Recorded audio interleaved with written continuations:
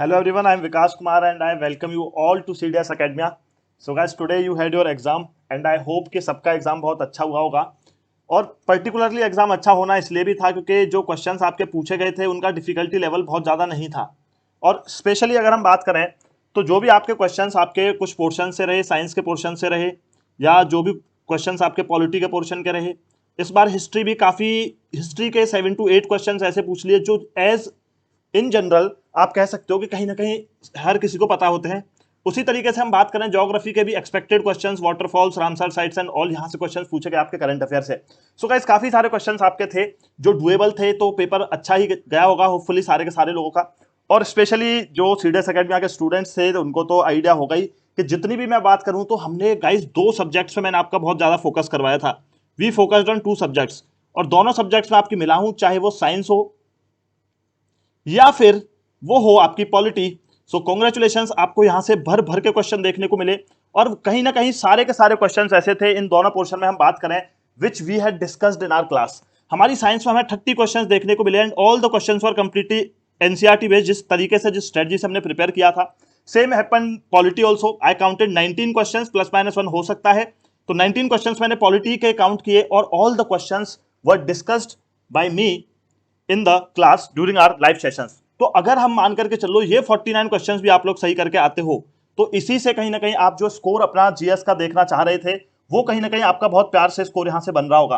और यही स्ट्रेटजी मैंने शुरू से आपको बताई थी कि these are going to be 2 subjects जो आपको इतना स्कोर दे देंगे कि आप अपनी जीएस की कट ऑफ जो है पार करके आगे बढ़ जाओगे। तो नियर अबाउट 40 मार्क्स तो आपको कहीं ना कहीं साइंस और पॉलिटी से ही सिक्योर कर लेने हैं। उसके बाद जो क्वेश्चन आए हमारे ज्योग्राफी के और भी चीजें मिलाएं तो in total if I will count along with the questions which were pretty much doable, तो 70 क्वेश्चंस कहीं ना कहीं ऐसे थे जो हमने अपनी क्लास में डिस्कस किए थे। तो 70 questions out of 120 were already predicted by me, तो वही क्वेश्चंस हमने किए। और अभी इस वीडियो में मैं आपको डिटेल्ड सॉल्यूशन बताने वाला हूं सारे के सारे क्वेश्चंस का विदाउट टेकिंग मच टाइम, ठीक है। और थोड़ा सा कट ऑफ के आइडिया की अभी मैं बात नहीं करूंगा, I will talk about that later, जब मैं बाकी और सारे स्टूडेंट से बात कर लूंगा कि एग्जाम कैसा गया। So after getting to that conclusion, after that I will predict your cut off. और कट ऑफ के प्रेडिक्शन पे और इन सब चीजों पर ज्यादा डिपेंड मत रहो, just see how you have performed in your examination और उसके अकॉर्डिंग देखो कि आगे आपको चीजें कैसे करनी है। So guys I am so happy for you all कि हमारी साइंस तो इतनी प्यारी आई कि जितने क्वेश्चंस हमने करे सीधे के सीधे वहीं से आगे। तो वन बाय वन हम डिस्कस करते हैं जी सॉल्यूशन। तो मेरा सबसे पहला क्वेश्चन है, if the magnification produced by a lens is +2 then the images. अब आपको शायद याद होगा जब मैंने आपको मैग्निफिकेशन पढ़ाया था तो मैंने आपको बताया था मैग्निफिकेशन का formula for Lenz that is V/U। अब यहां पे हमें यह पता थी बात कि U कहीं ना कहीं हमारा U इज ऑलवेज नेगेटिव। तो अगर हमारा U नेगेटिव है और हमारे मैग्निफिकेशन की वैल्यू जो है वो पॉजिटिव है तो ये आपको बात समझ जानी थी कि आपका जो इमेज डिस्टेंस है वो नेगेटिव था, यानी कि आपकी जो इमेज बनी है वो same side of the lens पे बनी है। और जब same side of the lens पे जब इमेज बनती है तो ये कौन सी सिचुएशन बनी हमारी, तो आपकी इरेक्ट होगी इमेज, वर्चुअल होगी and that will B larger than the object. So C option is going to be the correct response for this particular question. बहुत इजी क्वेश्चन थे सिंपल लॉजिक के ऊपर। दूसरा क्वेश्चन तो दुनिया जान का सबसे इजी क्वेश्चन है, पूछ लिया भैया कि बता दो रेजिस्टिविटी किसकी कम होती है। अब आपको पता है हम नाइक्रोम वायर्स यूज करते हैं and nichrome wires are used in the heaters, ठीक है। हीटर्स में वाटर हीटर्स आपके हो गए या आपके आयरन हो गई, सब में आप नाइक्रोम वायर यूज करते हो क्योंकि उसकी रेजिस्टिविटी बहुत ज्यादा होती है। उसके बाद मैं अगर ग्लास की बात करूं तो भैया ग्लास तो एक ऐसा सब्सटेंस है जो कहीं ना कहीं इलेक्ट्रिसिटी कंडक्ट ही नहीं करेगा, तो इसकी तो जो है और भी ज्यादा रेजिस्टिविटी होगी। और सिल्वर और गोल्ड का हम बात करते हैं कि भैया सबसे कम रेजिस्टिविटी इनकी होती है। अब आप सोचेंगे सर फिर हम सिल्वर के तार क्यों नहीं बनाते, तो उससे बनाते बनाते हमारी प्रॉपर्टी बिक जाएगी। तो इसीलिए option number A is going to be the correct response for question number 2। अब आते हैं जी जरा थर्ड क्वेश्चन देखते हैं कि जब आपका शॉर्ट सर्किट होता है तो करंट पे क्या फर्क पड़ता है। अब यार देखो कहीं ना कहीं सबने अपनी लाइफ में ये फेस किया होगा कि जब भी 2 तार आपके आपस में टकरा जाते हैं तो एकदम से वायरिंग जो वायरिंग है वो आपकी पूरी की पूरी शॉर्ट हो जाती है, जल जाती है। दैट इज बेसिकली बिकॉज क्योंकि करंट जो है वो काफी ज्यादा इंक्रीज कर जाता है उस सर्किट के अंदर। सो ऑप्शन नंबर सी के साथ हम जाएंगे। Now let's come to question number 4, which one of the following statement is not correct. अब देखो कितने प्यारे प्यारे क्वेश्चन हैं साइंस के गाइस, मतलब आप ये मान के चल लो कि 30 क्वेश्चंस ऐसे थे कहीं ना कहीं जिन्हें आप आराम से सॉल्व कर सकते थे और आपके 24 मार्क्स। और ये तो सेट ए है, जिसके पास आया होगा और जो भी सीडीएस एकेडमी का स्टूडेंट होगा उसको मजा आ गया होगा कि 24 नंबर तो आपके यहीं से सिक्योर हो रहे थे और टोटल लाने आपको 45 ही थे। 45 to 50 हमने टारगेट रखा था अपना। तो देखो कितना इजीली जो है सिक्योर हो जाता है अगर आप सर्टेन एरियाज पर फोकस करते हो without worrying much about the other areas, जो मैं आपको शुरू से सेशन के बताता रहा था। जिसने भी ध्यान से बातें सुनी होंगी, क्वेश्चन सबके सही हुए होंगे। अगर नहीं है यकीन तो अभी जाके देखो, मैं करा रहा हूं क्वेश्चन, आपको याद आएगा। मैं क्लास भी बताऊंगा कब हमने पढ़ा ये चीजें और कब नहीं पढ़ी। और इवन जो साइंस के 30 क्वेश्चन हैं, जिन लोगों ने मेरी यूट्यूब की भी वीडियोस देखी होंगी, जो 2 बायो की हमने और फिजिक्स की और केमिस्ट्री करी थी, एक भी क्वेश्चन उन वीडियोस से बाहर नहीं गया है। तो हम बात करते हैं कि इलेक्ट्रिक मोटर इलेक्ट्रिकल एनर्जी को मैकेनिकल में कन्वर्ट करती है, बिल्कुल सही बात है। जनरेटर इलेक्ट्रोमैग्नेटिक इंडक्शन पर काम करता है, भैया ये भी ठीक है। Magnetic field inside the solenoid की बात हो रही है, पैरेलल स्ट्रेट लाइन होता है, ये भी बहुत बात है। और मैंने बताया था कि बहुत इंपॉर्टेंट है सोलेनॉइड, पिछली साल पेपर आया था, क्वेश्चन आया था डायरेक्ट, अब ऑप्शन में आ गया। तो जो वायर होता है ग्रीन इंसुलेशन के साथ, वो लाइव वायर होता है, ये बात गलत है, ये बात गलत है, क्योंकि रेड वायर जो होता है मेरा लाइव वायर होता है, that is the positive terminal, ठीक है। और जो मेरा ब्लैक वायर होता है, black wire is basically the neutral wire, ठीक है। और इन दोनों के बीच का पोटेंशियल डिफरेंस रहता है 220 वोल्ट जो इलेक्ट्रिसिटी फ्लो होती है। और जो बचा मेरा green wire, that is basically used for earthing, जो हम अर्थिंग करते हैं टू प्रिवेंट इलेक्ट्रिक शॉक्स, ठीक है। तो डी ऑप्शन हमारा यहां पे गलत हो जाएगा। नेक्स्ट आइए जरा, नेक्स्ट आते हैं जी ऑप्शन नंबर 5, क्वेश्चन नंबर 5। अब मेरे को जरा ये बताओ, जब मैं आपको ये पढ़ा रहा था डिस्प्लेसमेंट, तो आपको मैंने ये खुद से एग्जांपल देके समझाया था कि भाई सर्कल के ऊपर डिस्प्लेसमेंट का क्वेश्चन आ सकता है। हमने एक फार्मर वाला भी क्वेश्चन किया था, स्क्वायर वाला, अगर आपको याद हो। तो सीधे सीधे पूछ लिया कि भैया 100 मीटर डायमीटर है, हमने कहा ठीक है, और एक चक्कर उसे 30 सेकंड्स लगते हैं, तो 3 मिनट 45 सेकंड्स में उसको कितना डिस्प्लेसमेंट उसका होगा at the end of 3 minute 45 second. अब देखो 3 मिनट की बात है, तो 30 सेकंड में आप डिवाइड करोगे, तीनों मिनट कट जाएंगी, 45 सेकंड की 30 सेकंड कट जाएंगी, यानी कि 3 मिनट 30 सेकंड के बाद वो यहां ए पोजीशन पे ही वापस आ जाएगा, that is displacement 0। Now we are left with 15 seconds. अब 15 सेकंड्स से वो बंदा कहां पहुंचेगा, वो पहुंचेगा दूसरे एंड पे। तो ए और बी के बीच में शॉर्टेस्ट डिस्टेंस क्या है, that is the diameter of the circle. So answer is going to be option number C, that is 200 metres. बहुत इजी है, देखो कितना इजी पेपर आया है। तो 6 क्वेश्चन हम देखते हैं। अब देखो ये क्वेश्चन भी मैंने आपको बताया था कि बहुत पूछा जाता है आपका इनवर्स स्क्वायर लॉ, मैंने समझाया था आपको इनवर्स स्क्वायर लॉ, और मैंने भर भर के एग्जांपल आपको इस पर कराए थे। भैया ग्रेविटेशनल फोर्स पे क्या फर्क पड़ेगा, तो मेरा कैपिटल जी होता है, ठीक है, सॉरी फोर्स होता है gravitational constant m1 m2 upon r square. अब इन्होंने हमको बोला कि मास जो है वो डबल कर दिया, ठीक है, और मेरा डिस्टेंस जो है वो भी डबल कर दिया, तो 2 का स्क्वायर हो जाएगा 4, दैट इज 1/2। तो मेरा फोर्स पे क्या फर्क पड़ रहा है भैया, फोर्स हो रहा है मेरा, दैट इज गेटिंग हाफ। तो मेरा 6 का आंसर हो जाएगा जी आपका half, that is option number C. चलिए नेक्स्ट आते हैं 7th क्वेश्चन पे। जब हम मोल कॉन्सेप्ट पढ़ रहे थे, तो मैंने आपको ये चीज बोली थी कि मोल कॉन्सेप्ट के जो क्वेश्चंस होते हैं वो थोड़े से कंफ्यूजिंग हमें लग सकते हैं, लेकिन मैंने एक ही तरीका आपको बताया था जिससे आपके दोनों क्वेश्चन जो मोल कॉन्सेप्ट यहां पर आए हैं इजीली आप केमिस्ट्री से सॉल्व कर सकते थे। और वो मैंने बताया था आपको, भैया 6.022 इंटू 10⁻23, ठीक है, will always be equal to, ठीक है, इतने नंबर ऑफ एटम्स जो है वो that will be equal to आपके जो भी आपका एलिमेंट या कंपाउंड है उसका मॉलिक्यूलर मास। तो सिंपल सी बात हमने की थी कि 1 मोल ऑफ ग्लूकोज की हमसे बात की है, तो ग्लूकोज क्या है C6H12O6। तो हमारे O कितने हैं, 6 हैं, तो O के कितने मोल हो गए, हमारे हो गए भैया 6, दैट इज 7th का आपका जा रहा है ऑप्शन नंबर सी। जरा 8th पे आते हैं। अब 8th क्वेश्चन जो है देखो थोड़ा सा कंफ्यूजिंग लग सकता था आपको, लेकिन यहां पर थोड़ा सा आपको सोचना भी था। वो सोचना इसलिए था क्योंकि पहला क्वेश्चन एक्चुअली ये बात कर रहा है कि जब ऑक्सीडेशन का एग्जाम्पल कौन सा नहीं है। ऑक्सीडेशन रिएक्शन का मतलब होता है जब ऑक्सीजन से रिएक्ट करने के बाद, ठीक है, कोई भी हमारा प्रोडक्ट फॉर्म हो। तो पहला ऑप्शन कहता है taste of butter changes if left for a longer period. तो जब बटर को हम बहुत टाइम तक रख देते हैं उसका टेस्ट जो है चेंज हो जाता है ड्यू टू रेंसिडिटी, और वो होता है क्योंकि ऑक्सीजन से रिएक्ट करके अलग सब्सटेंस बना लेता है। तो ये तो मेरा ठीक है। दूसरा है मेरा white substances formed when an aqueous solution of barium chloride, when an aqueous solution of barium chloride is mixed with sodium sulphate solution. अब देखो यहां मैं अगर बात करूं तो ये कहीं ना कहीं डबल डिस्प्लेसमेंट रिएक्शन है जहां पे व्हाइट प्रेसिपिटेशन बनता है। तीसरा ऑप्शन देखते हैं कि रेडिश ब्राउन, यहां पे रस्टिंग की बात हो रही है। और ऑप्शन नंबर 4 थोड़ा सा कंफ्यूजिंग लगा होगा क्योंकि मेरे स्टूडेंट्स ने भी मेरे से पूछा कि sir this is basically anaerobic respiration, जिसमें हम फर्मेंटेशन करते हैं, तो उसमें तो ऑक्सीजन रहती नहीं है। बट अगर आप उसके हिसाब से भी देखोगे तो ऑप्शन भी थोड़ा ज्यादा अप्रोप्रिएट आपको रिस्पॉन्स लगेगा। नेक्स्ट आइए question number 9, methanoic acid is found in. तो भैया इससे सिंपल क्वेश्चन तो कुछ नहीं हो सकता क्योंकि टेबल ही मैंने आपको पूरी बताई थी एनसीईआरटी की, that is your ant stings, तो वहां पे आपका क्या होता है, methanoic acid is basically found in ant sting. चलो नेक्स्ट आते हैं, अगला क्वेश्चन कह रहा है कि 104 ग्राम हीलियम में कितने नंबर ऑफ मोल्स होंगे। तो हीलियम का मॉलिक्यूलर मास क्या है सर, 4 ग्राम। ठीक है, तो 4 ग्राम में 1 मोल होता है। अब आ जाओ भैया यूनिटरी मेथड, तो 104 ग्राम में कितना होगा, तो दैट इज 1/4 इंटू 104 और that will come 26 number of moles in 104 helium. और ये आपका एनसीईआरटी का एग्जांपल है, इन टेक्स्ट एग्जांपल हीलियम पे सेम करा रखा है, उसी के बेसिस पे आपको उठा करके क्वेश्चन पूछ लिया गया। नेक्स्ट आते हैं, अब यहां बात की गई है, मैंने आपको बताया था कि भाई दो तरीके के कार्बन्स होते हैं, एक सैचुरेटेड होते हैं और एक अनसैचुरेटेड होते हैं कार्बन कंपाउंड्स।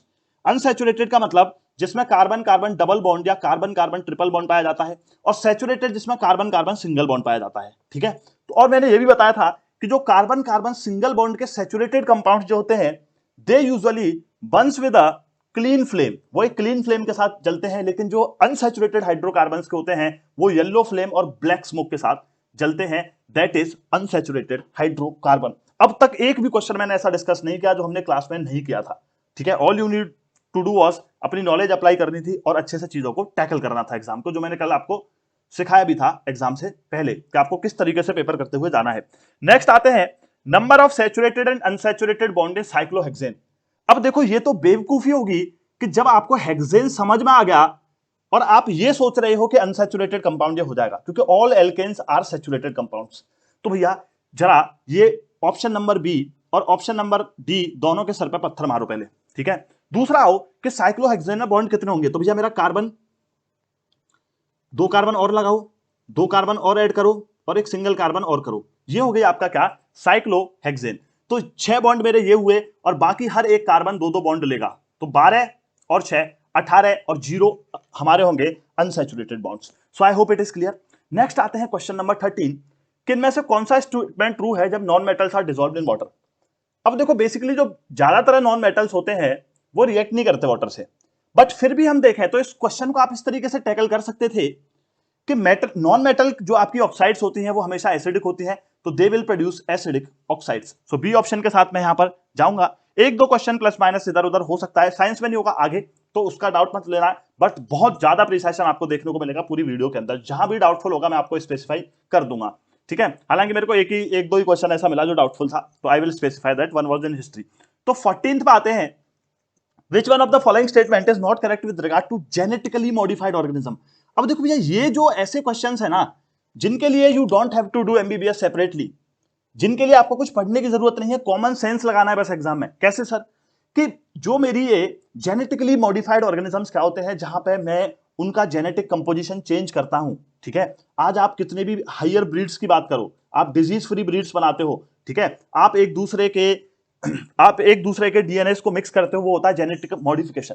तो क्वेश्चन कह रहा है कौन सा गलत है, option number A, in this technique gene from one organism is isolated and transferred to cell of another organism, बिल्कुल ठीक है। Technique is applicable in plants only, भैया जब मैंने ऑप्शन पढ़ा ना तो मेरे को सबसे पहले हमारे प्यारे कुत्तों की याद आ गई, जहां पे हम जेनेटिकली मॉडिफाई करते हैं और कई सारी कंट्रीज में लीगल भी किया गया है जेनेटिक मॉडिफिकेशन को। चलिए जरा आते हैं आगे, आगे भी आप पढ़ लेते, ठीक है, कोई इशू नहीं था, but my work is to find a correct answer for you people, so that's why I am telling like this way. Next आते हैं क्वेश्चन नंबर 15, ऑलरेडी प्रेडिक्टेड, चीख के बताया था मैंने कि देखो स्क्वेमस एपिथेलियम के एग्जांपल्स याद करना, इस पे क्वेश्चन आना ही आना है, और मैंने एग्जांपल लिखाई भी थे।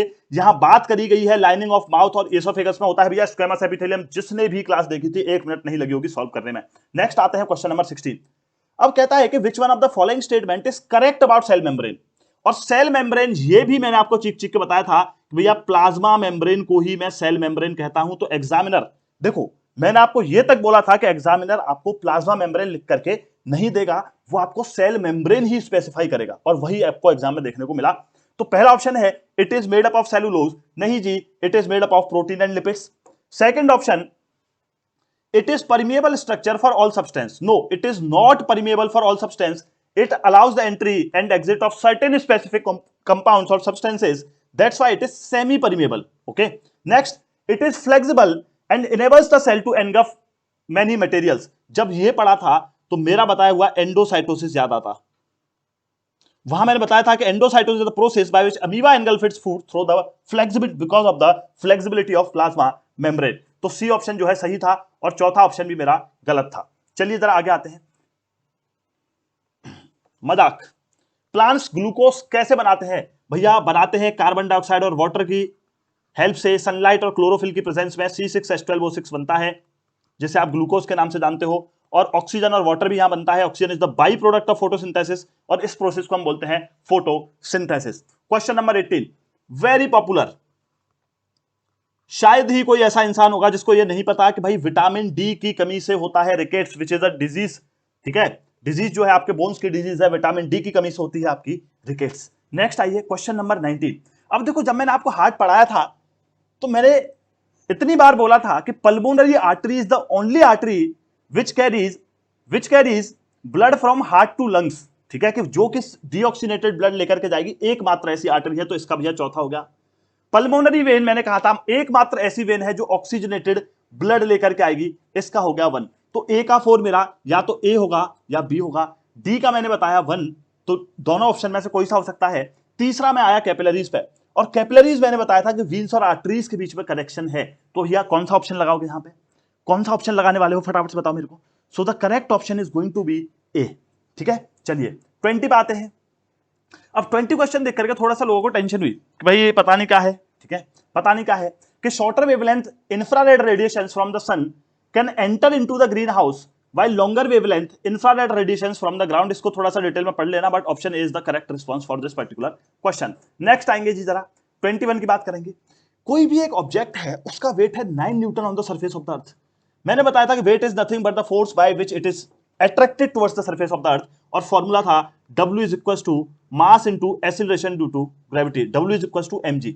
और जब ग्रेविटी हो गई उसकी 9 टाइम्स, तो मेरा वेट हो जाएगा सीधे सीधे 9 टाइम्स। कुछ भी दिमाग लगाने वाला पेपर ही नहीं दिया आपके साइंस वालों ने। ट्विंकलिंग ऑफ स्टार होता है एटमॉस्फेरिक रिफ्रैक्शन। मैंने ड्रॉ करके आपको समझाया था कि जब भी हमें अपनी जो स्टार की पोजीशन है वो अपेरेंट दिखती है, just because change in the refractive index when light travels in our atmosphere. बात खत्म। Question number 23। अब भैया लोग इसमें, सर जी लेंस फॉर्मूला लगा दिया हमने, सर हमने ये फॉर्मूला लगा दिया। क्यों लगाना था कोई फॉर्मूला यार? आपको जब ये पता थी बात कि 15 सेंटीमीटर फोकल लेंथ पे कॉन्वेक्स की, और कॉन्वेक्स की फोकल लेंथ लेते हैं हम पॉजिटिव, मैंने चिल्ला चिल्ला के बताया था अकॉर्डिंग टू साइन कन्वेंशन। तो जब 15 सेंटीमीटर पे मेरी फोकल लेंथ है, तो क्वेश्चन कह रहा है कि किस डिस्टेंस पे ऑब्जेक्ट रखूं so that I should get a real image of the same size. तो एक ही कंडीशन है जिसमें सेम साइज की इमेज बनती है, वो है जब इसके रेडियस ऑफ कर्वेचर पे ऑब्जेक्ट रहेगी। और r is equal to 2f, सबको याद आया होगा। तो 15 into 2, correct response is 30 centimetre. आइए जरा आगे। Now question number 24। Which one of the following statement about biogas is not correct? It is composed of methane, बिल्कुल सही है। It is non renewable source of energy, क्या बात है, यही इसका गलत आंसर है। क्योंकि कल को जो गाय है वो एक्सक्रीटा देना तो बंद नहीं कर देगी। ठीक है, कि नहीं मैं 100% डाइजेशन करूंगी, नाचते हुए कह रही है गाय कि नहीं अपनी बनाने दूंगी तुम्हें बायोगैस। ठीक है, बाकी decomposition of cow dung absence में होता है, तभी आपका बनता है बायोगैस। और biogas burns without smoke and leaves no residue, this is also a correct statement. Next आइए जी, पेट में कौन सी एसिड होती है? हाइड्रोक्लोरिक। बच्चों वाला क्वेश्चन डिस्कस ही नहीं करूंगा। ये आओ, ये भी मेरा प्रेडिक्टेड क्वेश्चन था। मैंने आपको बोला था लाइकन इंपोर्टेंट है, लाइकन जो है भैया आपके फंगाई में है, वहां भी मैंने चिल्ला के बताया था। मैंने आपको बोला था कि लिटमस पेपर जो है वो लाइकन से बनता है, और लाइकन हमारे कोल्ड हैबिटेट्स में हमें मिलते हैं। तो lichen is the correct response. Almost इतने सारे क्वेश्चंस तो मैंने आपको बताई थे कि इंपोर्टेंट है, कर लो आएगा, और वही आया है। Which one of the following main reason for acid rain dissolution of sulphur and nitrogen oxide in the rain is the main reason? ये हमने पीएच एक्सचेंज में पढ़ा था। म्यूटेशन कब होता है वायरस में? Due to change in genetic material. ठीक है, नेक्स्ट आइए यीस्ट। ये भी देख लो, सेम क्वेश्चन जो मैंने बताया था। मैंने आपको बताया था जब हम एनसीईआरटी में फंगाई पढ़ रहे थे, सेप्रोट्रॉप्स पढ़ा था, पैरासाइट्स हमने पढ़ा था, 3 एग्जांपल हमने पढ़े थे, यीस्ट का, पेनिसिलिन का, अगेरिकस दैट इज मशरूम का, और यीस्ट आता है हमारा कहां पे? Fungi. So B option is the correct response. इस बार साइंस बहुत इजी कर दी, डाइवर्सिटी का इतना इजी क्वेश्चन पहले नहीं पूछते थे जिस बार ये पूछा है। नेक्स्ट आइए हाइफे। देखो जब मैं आपको बायो का रिवीजन भी करवा रहा था यार, तो हमने जब हम रिप्रोडक्शन पढ़ रहे थे, स्पोर फॉर्मेशन, तो वहां मैंने चलते चलते आपको बताया था कि एक टर्म याद रख लेना, हाइफे। और हाइफे क्या था? Basically these are the thread like structure जिसके ऊपर स्पोर्स बनते हैं रिप्रोडक्शन के लिए। तो इसको मैं क्या बोलता हूं? हाइफे बोलता हूं, which is developed by the fungi. Rhizopus की बात की थी मैंने आपसे, तो ऑप्शन नंबर बी आपका सही हो जाएगा। 30 के 30 क्वेश्चन आप इजीली यहां पे कर सकते थे and you could have secured around 24 to 25 marks in just science portion. और बताओ टेंशन क्या थी, आपका टारगेट 45-50 जब है and if you are able to secure 25 और 24 numbers from your science portion only because all the questions are predicted questions, तो I hope the rest of the exam must have been easy for you. अब देखो कुछ questions ऐसे आएंगे जहां पे मैंने बोला था कि सेंसिबली थोड़ा कैलकुलेटिव रिस्क आप ले सकते हो। जैसे हम बात करते हैं कि which one of the following is the first urban settlement in the world to reach a population size of 1 million. अब देखो इस क्वेश्चन को देखोगे तो कोई स्पेसिफिक आप पढ़ नहीं सकते इस क्वेश्चन के लिए, बट हाँ जब आपने इसको सॉल्व किया होगा तो अगर आप थोड़ा सोचते कि भाई इंडस्ट्रियल रिवॉल्यूशन सबसे पहले हमारे यूके में इमर्ज हुआ, तो जहां डेवलपमेंट बहुत होता है वहां पॉपुलेशन बहुत तेजी से बढ़ती है, तो London is going to be the correct response for question number 31। तो आप इसको इजिली कर सकते थे by applying common sense. Next आते हैं जरा, ये केपन स्कीम पे आपका आया, best suited to describe the climate of western fringe of Rajasthan, option number C is going to be the correct response for this question. Next is where are Bermuda islands located. अब देखो कितना easy question है, Bermuda islands आपके कहां हैं, they are present in the North Atlantic Ocean. वो कहां पे प्रेजेंट है, नॉर्थ अटलांटिक। तो ज्योग्राफी जो है थोड़ी सी वो हमारी मैपिंग के बेसिस पे पूछ ली गई, ज्योग्राफी जो हमारी बेसिकली पूछी गई, थोड़ी मैपिंग उसमें ज्यादा पूछी गई, but all the questions are doable, I am going to tell you. Next ये क्वेश्चन है कि कौन सी ऐसी यूनियन टेरिटरी है जिसमें फॉरेस्ट एरिया या स्टेट। अब देखो यहां पे वैसे तो मिजोरम लगा के आए हैं बहुत सारे, लेकिन अगर हम यूनियन टेरिटरी भी अगर इसमें इंक्लूड करें तो Lakshadweep has the highest percentage of forest area to its total geographical area. तो क्वेश्चन नंबर 34 का आपका ऑप्शन नंबर बी सही होगा। अब देखो तीनों क्वेश्चन हमने करे, ये सिंपल थे, ये जनरल अवेयरनेस वाले क्वेश्चन है कि कहीं ना कहीं हमें पता होता है। अब इंडिया में पीरियड आया था एक स्टडी ग्रोथ ऑफ पॉपुलेशन का, जो हम पॉपुलेशन में पढ़ते हैं, और उसका आपका आंसर हो रहा है 1921 to 1951 was referred to like period of study population growth. Next आते हैं जी, मणिकरण इन हिमाचल प्रदेश। अब देखो आपने कुछ नहीं तो रील तो जरूर देखी होंगी यार मणिकरण गुरुद्वारे की, और मणिकरण गुरुद्वारा जो है मणिकरण हिमाचल प्रदेश, वो बेसिकली फेमस है अपने हॉट गीजर्स के लिए, ठीक है, हॉट गीजर्स के लिए वो फेमस है, गर्म पानी बहुत है। तो दैट इज बेसिकली कौन सी एनर्जी हुई वो आपकी, वो हुई जी आपकी जियो थर्मल एनर्जी। नेक्स्ट आइए, ठीक है, who among the following first mooted the idea of deficit financing. अब देखो ये कुछ क्वेश्चंस ऐसे हैं जो फैक्चुअल आ जाते हैं, अब तक तो कोई क्वेश्चन ऐसा नहीं था जो आपको छोड़ना पड़े, 36 के 36 आप कर सकते थे, but that was up to you and the correct response is going to be John Maynard Keynes. Next आते हैं, question number 38 is saying which one of the following are the function of the environment. Environment का function क्या है। अब देखो ये भी common sense वाला है कि environment gives us resources, environment sustains the life also, ठीक है, and provide some aesthetic services also.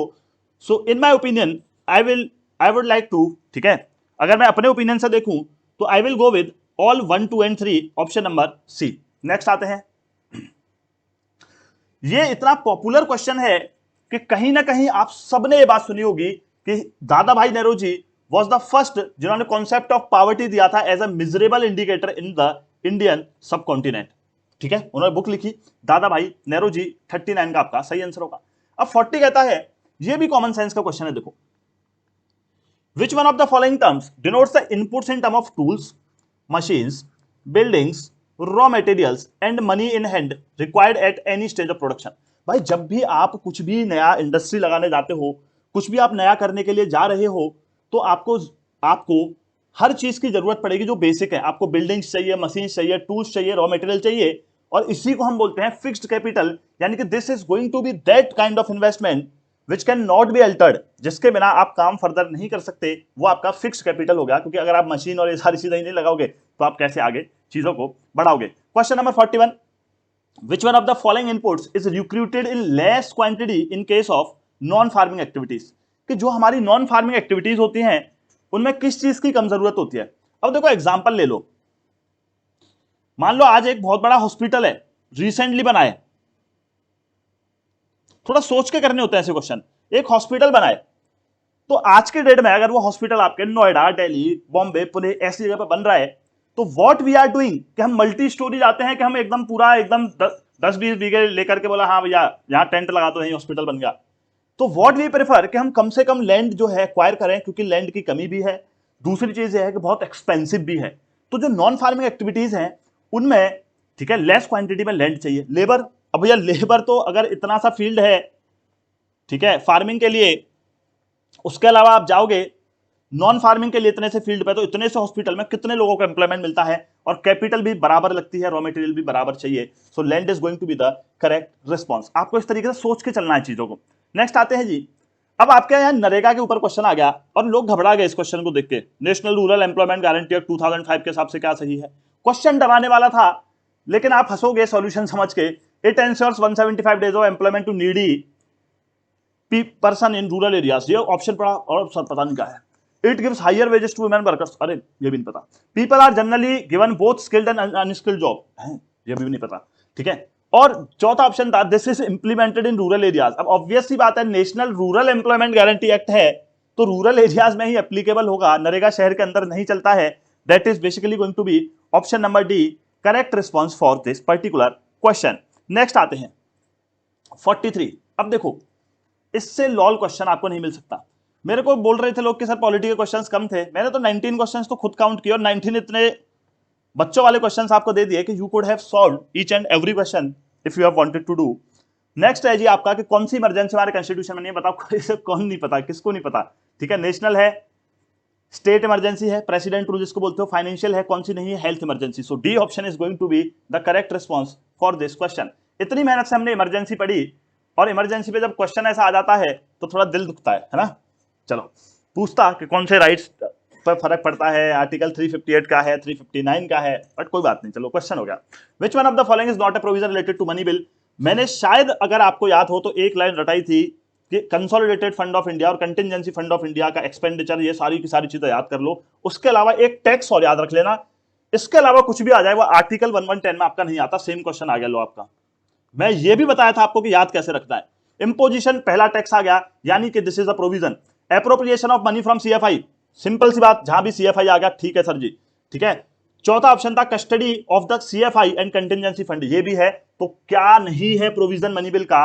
Imposition of fine by local authority for local purpose. कितना इजी है देखो। नेक्स्ट आते हैं जी, नेक्स्ट आते हैं। अब देखो, विच one of the following items is not covered under GST. Cosmetics आते हैं, मेडिकल ग्रेड ऑक्सीजन, ज्वेलरी, और ये बहुत न्यूज में भी रहा था कि petrol is not counted under the GST. Simple था, as simple as that. So D option is going to be correct response. Next आते हैं क्वेश्चन नंबर 46। अब देखो, कमिटीज की हम बात करें तो कमिटीज पर ये इतना नॉर्मल क्वेश्चन पूछ लिया, even if you haven't learned about committees in detail, तो यहां सिंपल था, इतना सिंपल क्वेश्चन है एक, अगर आपने नॉर्मली सोचा होता चीजों को तो आप कर पाते। कि कमिटी ऑन एस्टिमेट्स, ये कमिटी सबने सुनी है, भर भर के न्यूज़पेपर में, न्यूज में भी रहती है।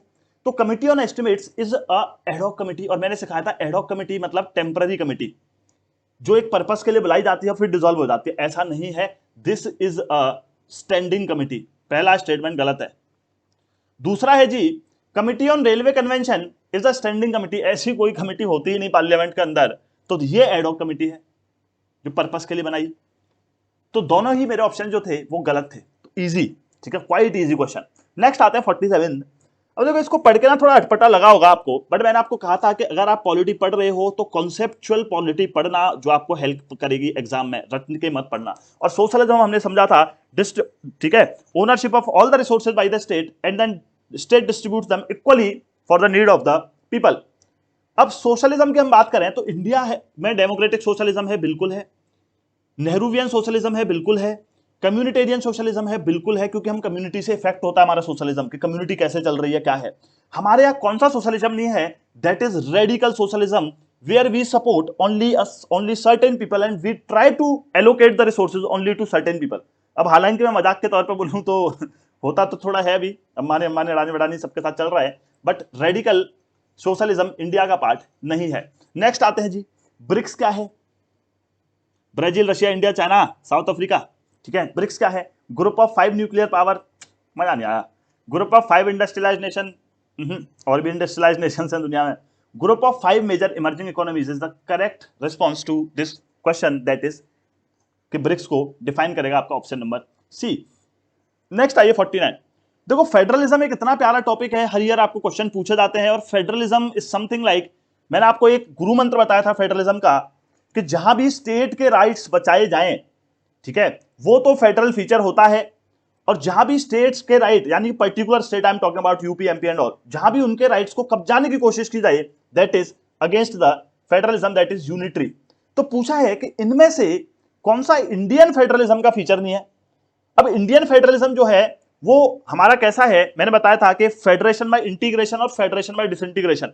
तो India federation is by the disintegration, तो ए स्टेटमेंट मेरा करेक्ट है। रेजिडुअरी पावर्स जो है, ठीक है, सॉरी, ए स्टेटमेंट करेक्ट नहीं होगा, द फेडरेशन यूनिट्स कंसेंटेड। अब ये इंटीग्रेटेड फेडरलिज्म की बात कर रहा है, लेकिन इंडिया का डिसइंटीग्रेटेड है, यही आपका आंसर है। रेजिडुअरी पावर्स है, बिल्कुल है। सिंगल सिटीजनशिप है, बिल्कुल है। एक्सटेंसिव यूनियन है, यूनियन के पास ज्यादा पावर है। और कॉन्करेंट लिस्ट भी है, बिल्कुल सही बात। Question number 50, question number 50, which one of the following statement about sculptures at Sanchi is are correct. तो देखो स्कल्पचर्स ऑफ सांची, तो ये बहुत इंपॉर्टेंट क्वेश्चन हो जाता है आपका सांची को लेके। तो अगर हम इस क्वेश्चन को देखें तो इसमें सिंपल सी बात हमें पूछी है, भैया कौन कौन सा स्टेटमेंट करेक्ट है if we talk about the question number 50। यहां पे आप देखोगे तो in some sculptures there is representation of Salabhanji का, बिल्कुल ट्रू स्टेटमेंट है जी। द फिगर ऑफ सालाभांजी का is represented by women surrounded by lotus and elephants. तो ये स्टेटमेंट जो है मेरा वो गलत है।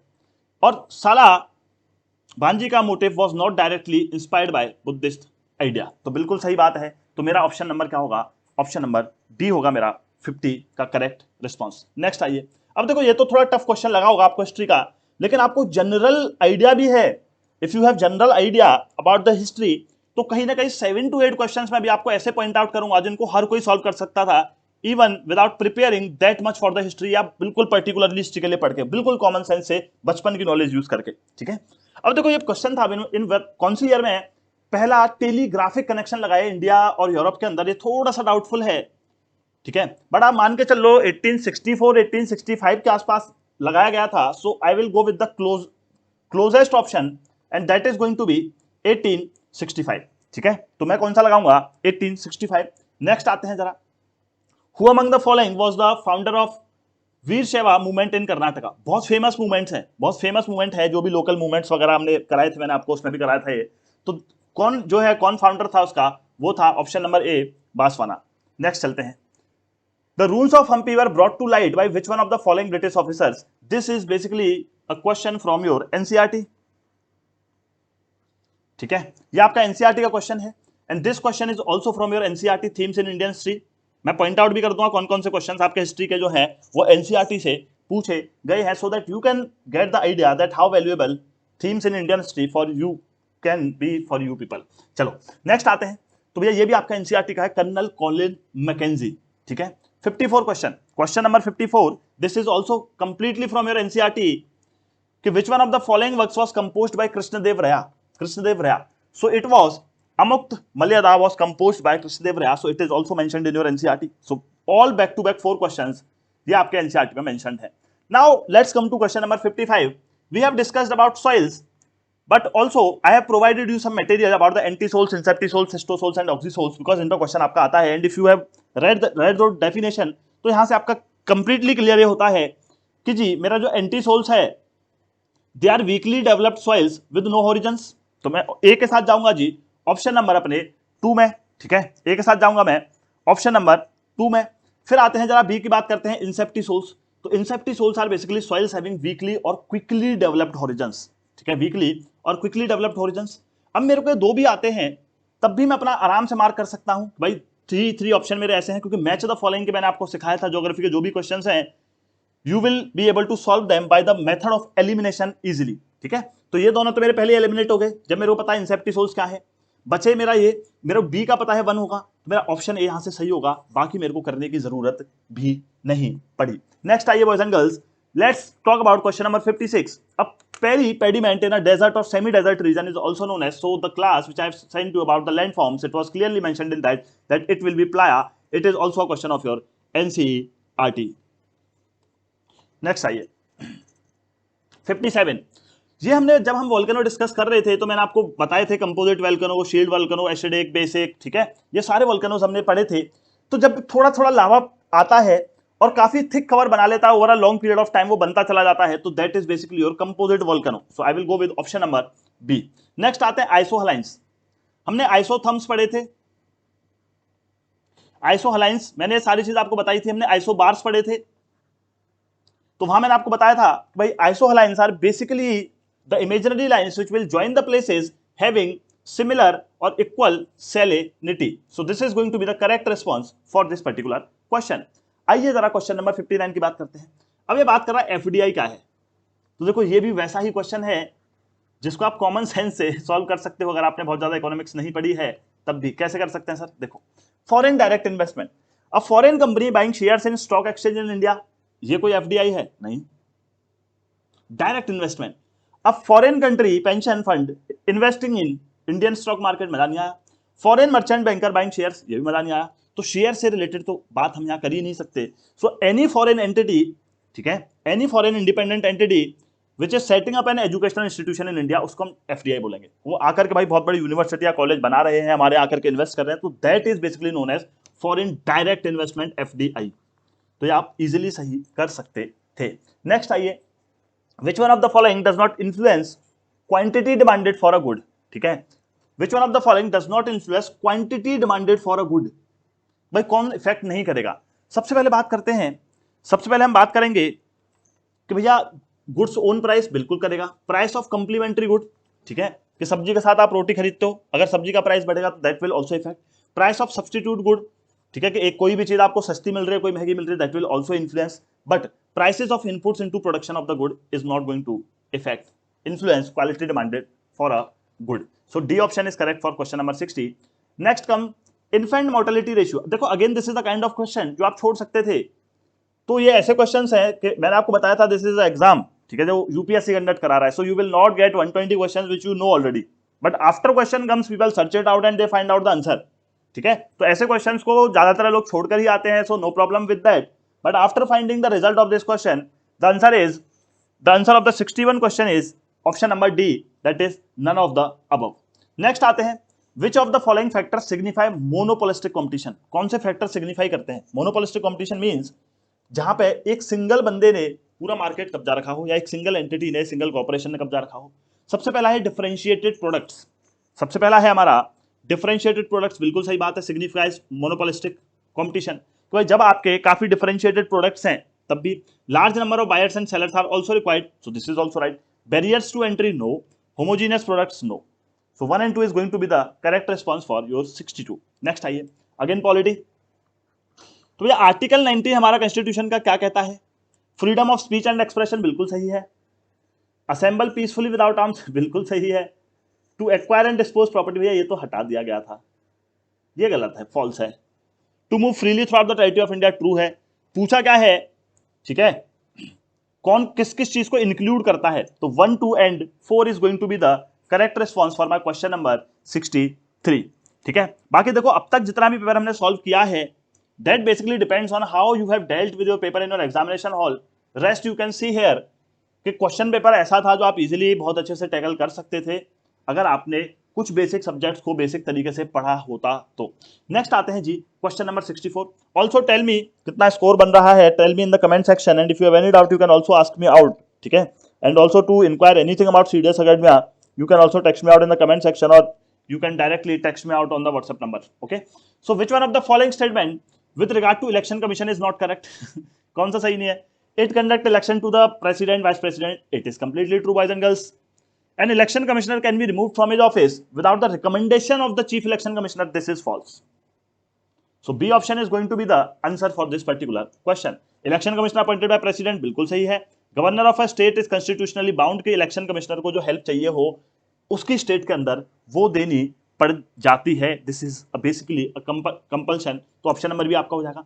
नेक्स्ट आते हैं, प्रियम्बल के हिसाब से क्या सही है? अब देखो प्रियम्बल पे एक क्वेश्चन तो आना ही आना है हर साल, ये बात निश्चित है, ये बात हम करते भी रहते हैं कि भाई प्रियम्बल पढ़ो, एक क्वेश्चन आएगा, प्रियम्बल पढ़ो, एक क्वेश्चन आएगा, एक फंडामेंटल ड्यूटी से आएगा वो पढ़ो, एक अमेंडमेंट ऑफ द कॉन्स्टिट्यूशन से आएगा वो पढ़ो. ये ऐसे दो 3 पेज के चैप्टर्स थे जो मैंने आपको बोला था कि इनको पढ़ना जरूर, सबसे एक क्वेश्चन आना, एक क्वेश्चन आना. हमने क्लास भी की थी यूट्यूब पे.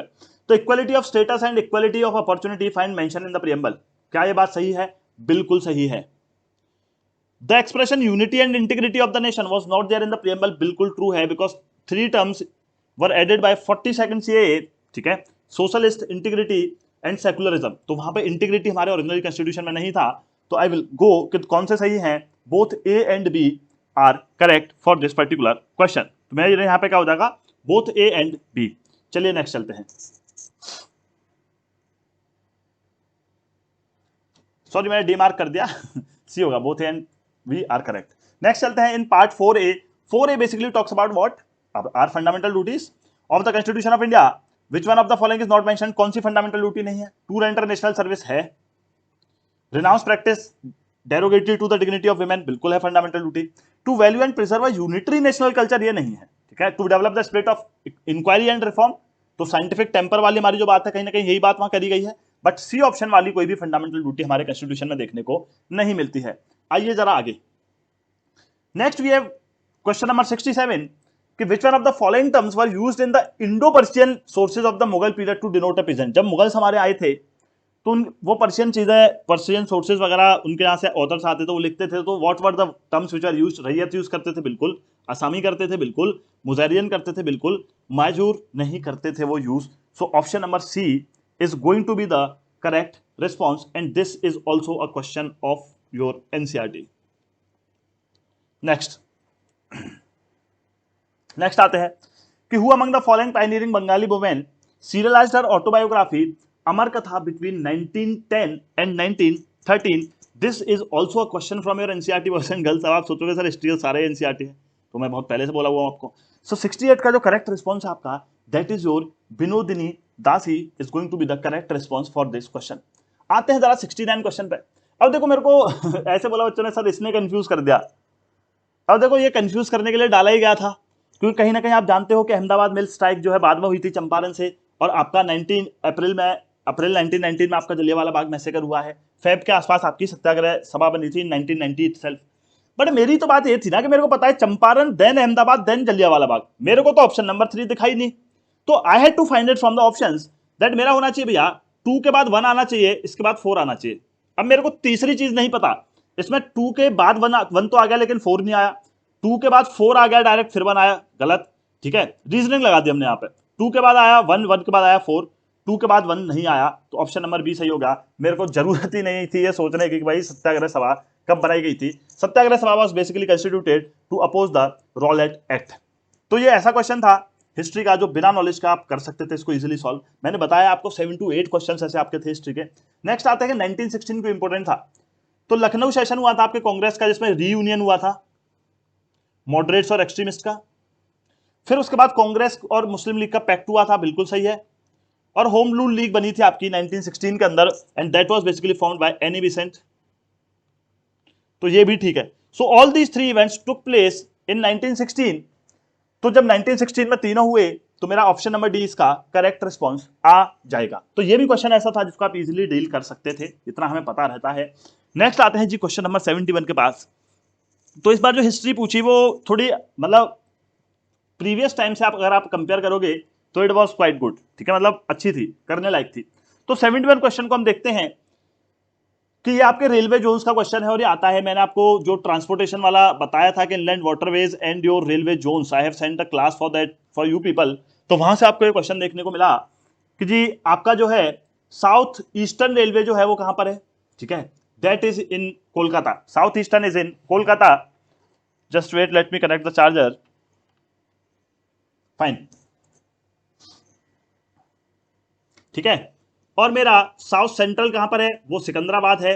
मेरा साउथ वेस्टर्न कहां पर है, वो मेरा है हुगली। और मेरा साउथ ईस्ट सेंट्रल कहां पर है, वो है मेरा Bilaspur, that is option number ए। अगर आपको 2 भी पता थे तो again you could have used elimination method. ये क्वेश्चन भी हमने क्लास में किया था। 10 degree channel is found between that is little Andaman and car Nicobar. ये भी ज्योग्राफी का क्वेश्चन बहुत ईजी आया। आप कहोगे नहीं सर ईजी कैसे है, मैंने एक एफकेट के लिए वीडियो डाली थी, इसमें मैंने इंपोर्टेंट वाटरफॉल्स वगैरह कवर किए थे, तो वहां से भी आपने वो वीडियो देखी थी। एडिशनली इसमें 2 चीजें तो ऐसी हैं, दूध सागर फॉल्स सब जानते हैं कहां पर है, ठीक है, उसके बाद आप दुदुमा फॉल्स सब जानते हैं, तो 2 तो बहुत कॉमन थे हमारे, उनके बेसिस पे हम एलिमिनेट इजीली कर सकते थे। तो अगर हम 73 की बात करें तो मेरा बरकाना है भैया कहां पे, कर्नाटका के अंदर, और मेरा दूध सागर है गोवा के अंदर। देन आई विल गो कि भाई दुदमा जो है मेरा that is Orissa and Kiliyur is in Tamil Nadu. तो 3 4 2 1 is going to be my perfect response to this question. तो 73 का आपका ऑप्शन बनेगा जी ऑप्शन नंबर बी। आते हैं जरा 74 की बात करते हैं। कि which one of the following is not a result of the El Nino effect. El Nino की वजह से इक्वेटोरियल एटमॉस्फेरिक सर्कुलेशन डिस्टॉर्ट होता है, बिल्कुल सही बात है।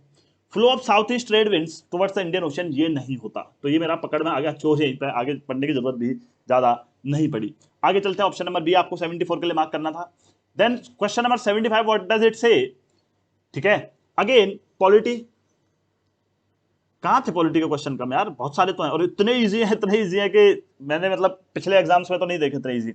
According to constitution of India, मतलब you could have easily secured around 40 और समथिंग लाइक दैट। अगर आप इजीली जो है साइंस और पॉलिटी भी अच्छे से प्यार से क्वेश्चन सही करके आते तो you could have secured around 37 38, क्योंकि टोटल 40 है, 2-3 क्वेश्चन गलत भी कर लो तो आपके 37 38 तो पॉलिटी और साइंस से ही बनने चाहिए। नेक्स्ट आते हैं, according to constitution of India which one is not correct. Executive power union की प्रेसिडेंट के पास है, बिल्कुल सही बात है। पार्लियामेंट अगर लॉ से चाहे तो किसी और को पावर दे सकता है, बिल्कुल दे सकता है। जब हमने सेंटर स्टेट रिलेशन पढ़ा था तो मैंने दिखाया था आपको डेलीगेशन ऑफ ड्यूटीज, उसमें ये आपका पॉइंट सही हो जाता है। President of India is elected by electoral college consisting of all members of parliament. किसी ने गलत किया होगा ना तो श्राप लगेगा, क्योंकि हमने प्रेसिडेंट इलेक्शन तब प्यार से पढ़ा था कि नॉमिनेटेड मेंबर्स पार्टिसिपेट करते हैं, इलेक्टेड मेंबर्स नहीं करते हैं। क्वेश्चन नंबर 76, मैंने आपको कुछ ही इंपॉर्टेंट आर्टिकल्स बताए थे। Article 74, there must be a council of minister with prime minister as its head to aid and advise the president and president must act in according to that advise. Article number 75, collective responsibility and election of the PM and the council of minister.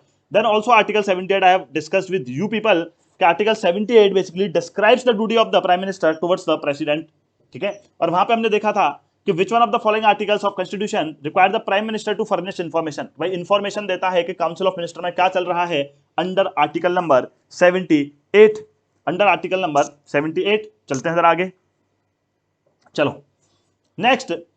फिर बताना है हमें कि कौन सा सही नहीं है, और मैंने ये चीज आपको सिखाई भी थी, नोट कहां है नहीं है आपको ध्यान से पढ़ना है।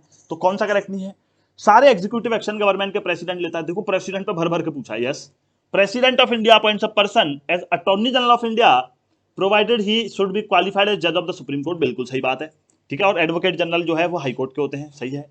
ये क्वेश्चन भी आपका प्रीवियस ईयर रिपीट है, जो मैंने यूट्यूब पे आपको कराया था कि हमारा जो 91st सीए आया था, तो 91st CA has said that the total strength of the council of minister must not exceed 15% of the total strength of the Lok Sabha, और यहां पे लिखा है 10%, तो सी इसका आंसर हो जाएगा। नेक्स्ट आइए 78, ठीक है। The issue whether section 377 of the Indian Penal Code, हाँ ये थोड़ा सा फैक्चुअल आ गया। If you were not able to solve it out, don't worry, no problem, ठीक है, डोंट वरी, नो प्रॉब्लम। तो अब 19 में से 18 कर लो, बट 18 इज ऑल्सो सफिशिएंट। तो issue whether section 377 of the Indian Penal Code is violative of article 21, 14 and 15 of the constitution was decided by which case? So it was basically decided by the Nas Foundation versus government of NCT of Delhi and others. Next comes question number 79. Which one of the following writs means you may have the body of? तो सबसे easy तो यार यही पूछ लिया Ritz पे, habeas corpus. वरना पुराने क्वेश्चन पेपर उठा करके देखोगे आप सीडीएस के तो हवा खराब हो जाएगी, इतने बड़े बड़े क्वेश्चंस आते हैं आपके on the basis of these writs, ठीक है। चलिए मैंने एक सेपरेट वीडियो भी डाली थी इस पर। Who among the following belong to Serampore mission? Serampore mission में कौन कौन थे भैया?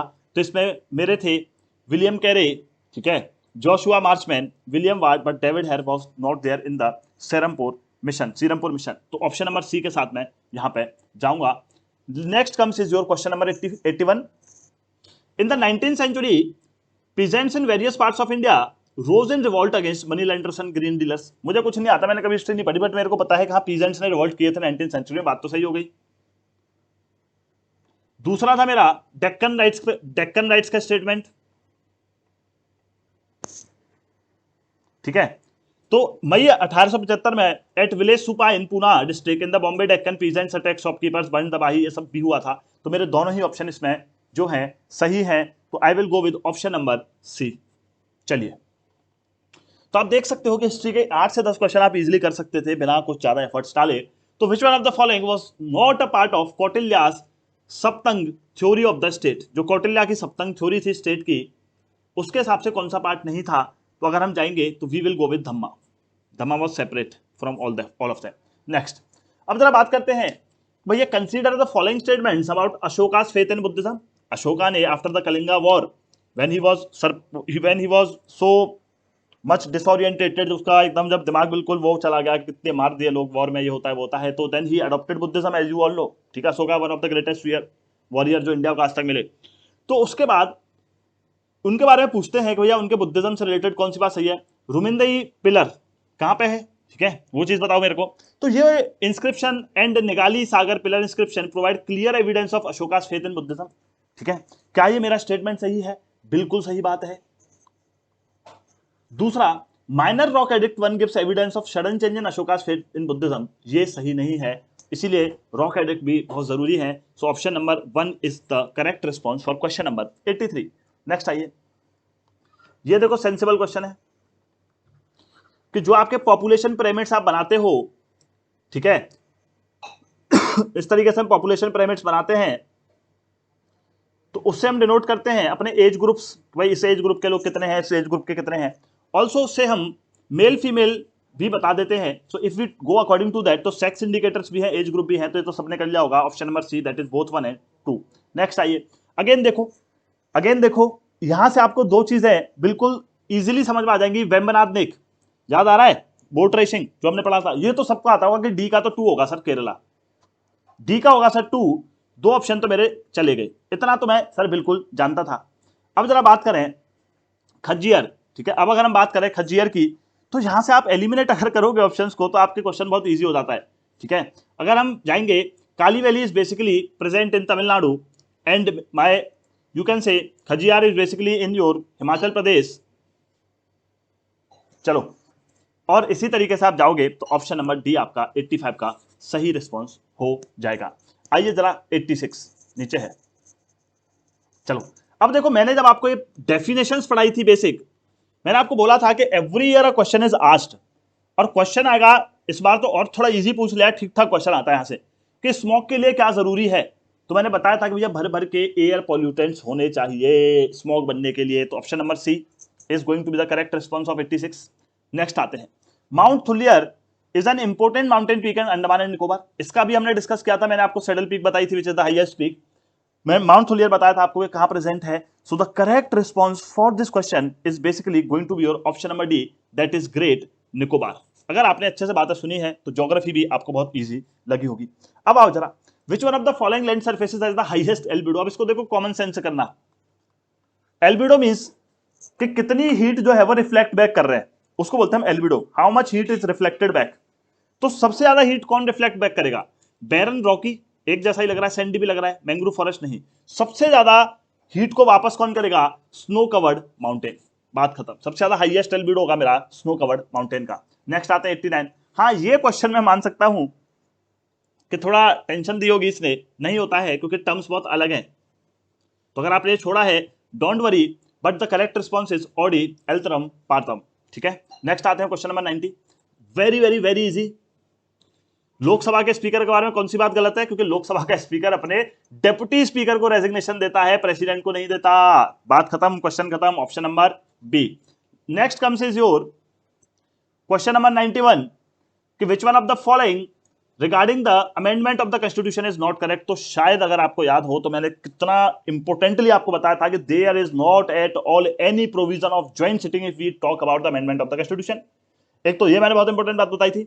दूसरी मैंने बताया था कि after the 25th CAA president does not has any veto power over the constitution amendment bill, president must have to give his assent to this type of particular bill. दोनों ही बातें मैंने आपको बताई थी, जिसमें से एक बात आपको यहां पे देखने को मिली, तो यहां बोला गया है कि ज्वाइंट सिटिंग करा सकते हैं, वो नहीं होगी, तो ये स्टेटमेंट मेरा हो गया जी गलत। नेक्स्ट आओ, प्रेसिडेंट का election proportional representation single transferable vote किसी का गलत नहीं हुआ होगा।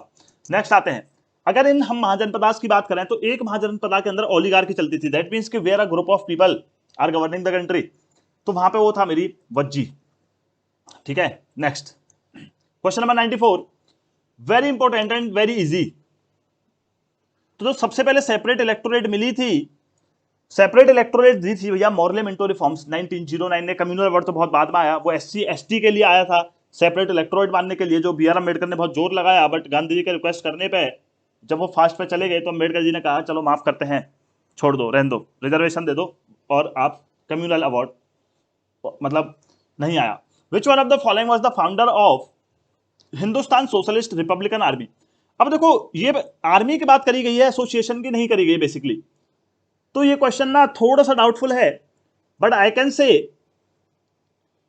से कि option number A must be the correct answer for this particular question, क्योंकि ये कम्युनिस्ट पार्टी के हेड थे, इन्होंने छोड़ दिया था, और जितेंद्र नाथ भी अलग थे। So I will go with only one, that is Bhagat Singh. Association होता तो वहां पे 3-4 नाम आपके आ जाते, but it is they are talking about the army, so that's why I am going with option number A, but it is slight doubtful, so just look at this accordingly. Next question is 96। भैया इनमें से who did not belong to the group of no changer? वो थे आपके विट्ठल भाई पटेल, जिन्होंने बाद में चल करके इलेक्शन भी लड़ा था। बहुत इजी था। 97, गदर पार्टी का हेडक्वार्टर्स कहां थे? ये थे भी आपके सैन फ्रांसिस्को। बात होती है खत्म। अब देखो न्यूज़पेपर और एडिटर की हम बात करें तो तीनों के तीनों आपके शुरू के तो ठीक है, but if I talk about option number D, तो ये आपका नॉट करेक्टली मैच्ड है, क्योंकि voice of India was basically the newspaper of दादा भाई नेहरू जी। ठीक है, तो ये आपका गलत है, गोपाल कृष्ण गोखले का नहीं था। Question number 99।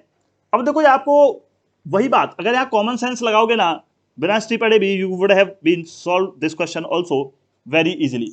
यहाँ पूछा गया है कि इनमें से कौन सा इंक्लूडेड नहीं था in the terms and condition of subsidiary alliance system of Lord Wellesley. जो लॉर्ड वेलेसी सब्सिडरी अलायंस लेकर के आए, तो सब्सिडरी अलायंस में आपको पता तो है कि ब्रिटेन बोलता था कि हम तुम्हारी सहायता करेंगे, हमारी आर्मी तुम्हारे यहाँ रहेगी, ये है वो है। तो पहला option British would protect their ally, ये तो ठीक है। Ally was free to enter into agreement, इसको डालो डाउट में, आगे पढ़ो। In the territory of an ally British की आर्मी रहेगी, बिल्कुल सही बात है। अलाई जो है, जो भी सब्सिडरी अलायंस को एक्सेप्ट करेंगे, वो सारे रिसोर्सेज देंगे for the maintenance of British army, ये भी सही था।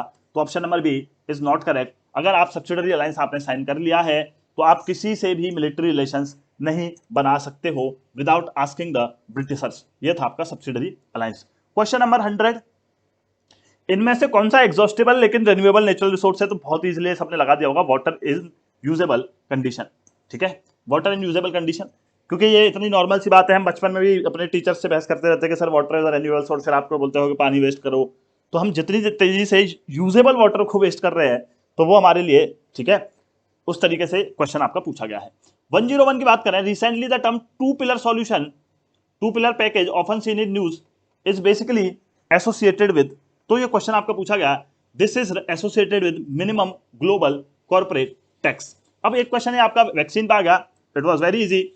तो अगर हम बात करें, Covaxin is inactivated pathogen based vaccine, right. Covishield mRNA vaccine, ये आप गलत था, एंड शी वाज करेक्ट। सो 102 के साथ जाओगे आप ऑप्शन नंबर 1 एंड 3।